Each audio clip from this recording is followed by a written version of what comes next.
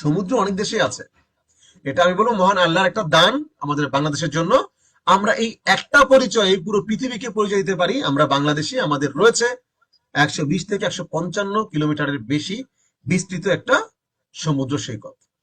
এটি একটি প্রধান পর্যটন কেন্দ্র, যা তার অখণ্ড মৃদু সোনালী বালি, মনোমুগ্ধকর সূর্যাস্তের দৃশ্য, তাজা সামুদ্রিক খাবার এবং হিমছড়ি এবং মহেশখালী দ্বীপের মতো মনোরম স্থানের সান্নিধ্যের জন্য বিখ্যাত। আমরা দেখতে পাচ্ছি এখানে রয়েছে এয়ারপোর্ট। আপনি দেখুন সমুদ্রের কাছেই, কোল ঘেঁষেই একদম লাগোয়া এয়ারপোর্ট, যেটা এখন শুধুমাত্র ডোমেস্টিক এয়ারপোর্ট নয়, ইন্টারন্যাশনাল এয়ারপোর্ট। একটু ভাবুন তো, ইন্টারন্যাশনাল এয়ারপোর্ট হওয়ার কারণে সুবিধাটা কি হলো? বিদেশি পর্যটকরা এখন ঢাকায় এসে ল্যান্ড করবে, তারপর সেখান থেকে কক্সবাজার যাবে না। এখন বিদেশি পর্যটকরা সরাসরি সাই করে এসে একদম কক্সবাজার ল্যান্ড করবে, এবং তারা বিমানে বসেই দেখতে পাবে কক্সবাজার সমুদ্র সৈকতটা, এবং সমুদ্র সৈকতের উপর দিয়ে সাই করে তারা ল্যান্ড করবে। এই যে বাম দিকের এয়ারপোর্টটা এখানে। তাহলে বুঝুন আপনি, যখন বাংলাদেশের কক্সবাজার ইন্টারন্যাশনাল এয়ারপোর্ট হয়ে গেল, তাহলে এটার ফিউচারটা কোথায় যাচ্ছে। ডান দিকে দেখুন একদম লম্বা একটা সমুদ্র সৈকত, বালুময় সমুদ্র সৈকত। এত সুন্দর সমুদ্র সৈকত পৃথিবীর কোথাও নেই। বাম দিকে নিচে রয়েছে এখানে অনেকগুলো পর্যটক এরিয়া, যেখানে আপনি কক্সবাজারে এই সবকিছু দেখতে পারবেন। এখানে মন্দির রয়েছে, এখানে সাম্পান নৌকা রয়েছে, দেখার মতো অনেক কিছু রয়েছে। এবং বাংলাদেশের সবচেয়ে নান্দনিক যে রেল স্টেশন, সেটা রয়েছে কক্সবাজার। এবং বুলেট ট্রেন দিয়ে আপনি ঢাকা থেকে মুহূর্তের মধ্যে বিমানের গতিতে আপনি চলে যেতে পারবেন কক্সবাজার। তাহলে বুঝুন এই বাংলাদেশের কক্সবাজারকে নিয়ে সরকারের কত বড় বড় প্ল্যান রয়েছে, এবং এই কারণেই বেছে নেওয়া হয়েছে কক্সবাজারে ইনানি বিচে এই 5 স্টার রিসোর্ট করার প্ল্যানটা।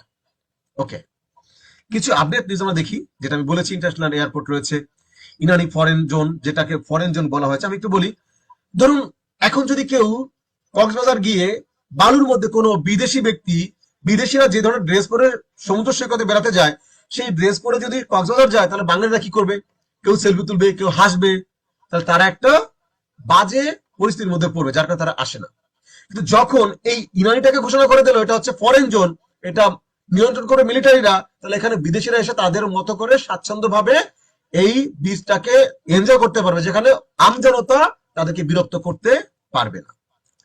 এখানে হচ্ছে মেরিন ড্রাইভ। এই রাস্তাটা অনেক সুন্দর। আপনি যখন মেরিন ড্রাইভ দিয়ে যাবেন, আপনি দেখবেন আপনার বাম দিকে পাহাড়, ডান দিকে সমুদ্র। আমার মনে হচ্ছে যে এত সুন্দর দৃশ্য আপনি আর কোথাও খুঁজে পাবেন না। এই কারণগুলি হচ্ছে কক্সবাজারে এই প্রজেক্টটা করার মূল কারণ। আমরা যেখানে প্রজেক্ট করছি, যেখানে অলরেডি কক্সমেরিনা হচ্ছে, সেখানে একাধিক 5 স্টার হোটেল অলরেডি আছে। তার মানে এমন না যে এখানে বিজনেস করলে ভালো হবে কি মন্দ হবে, রিস্ক থেকে যাবে, একটু চিন্তা করে দেখি ফিউচারে হবে, 20 বছর পর হবে, এরকম না। অলরেডি ওখানে 5 স্টার হোটেল রয়েছে।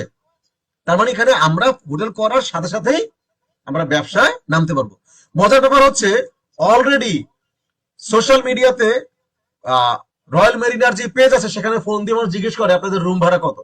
মানে তারা যে ভাবছে যে অলরেডি হয়ে গেছে, তখন বলতে হচ্ছে যে না, এখানে এখনো হয়নি, ইনশাল্লাহ আপনারা 5 বছরের মধ্যে থাকতে পারবেন। ওকে। আর মজার ব্যাপার হচ্ছে, যারা এখানকার শেয়ার হোল্ডার হচ্ছে, তারা আগামী বছরই সামনের অংশটুকুতে থাকতে পারবেন। ওখানে কটেজ গুলো করা হবে, গিয়ে থাকতে পারবে, কারণ এই বছরের শেষে কাজ শুরু হবে, আগামী বছরের মধ্যে আমরা থাকতে পারবো। বুলেট ট্রেন হচ্ছে, যেটা বললাম, ক্যাবল কার, কক্সবাজার থেকে শুরু করে আপনি ইনানি পর্যন্ত এই কেবল কার আপনি ঘুরতে পারবেন। তার মানে বিদেশি যে ফ্লেভারটা আমরা বিদেশে যাই, গিয়ে যেখানে ঘুরি কেবল কারে, আশা করছি সেই সুযোগটা আমরা দেশেই পাবো। বরঞ্চ এই যে পরিকল্পনাগুলো হচ্ছে, প্রকল্পগুলো হচ্ছে, এর মাধ্যমে বিদেশি মুদ্রা আমরা বাংলাদেশে আনতে পারবো। এই কক্সবাজারের টাকা দিয়ে পুরো বাংলাদেশ চলতে পারবে, এমন পরিকল্পনা সামনে আসছে। আসুন, আমার মুখের কথা না, এটা হচ্ছে